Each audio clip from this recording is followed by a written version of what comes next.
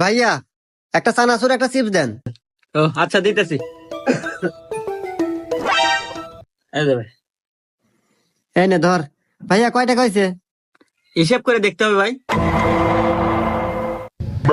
Chips 10 আর একটা চানাচুর 10, মোট 1010 টাকা ভাই।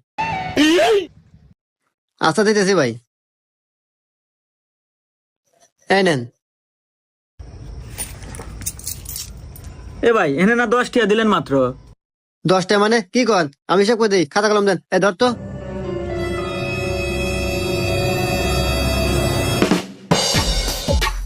দুই দুই দুই দুই এক এক। এই নেন হিসাব করে দিলাম। টিয়া হয়েছিল 5221টা দিছি আপনি, এখন 4221টা ফেরত দেন।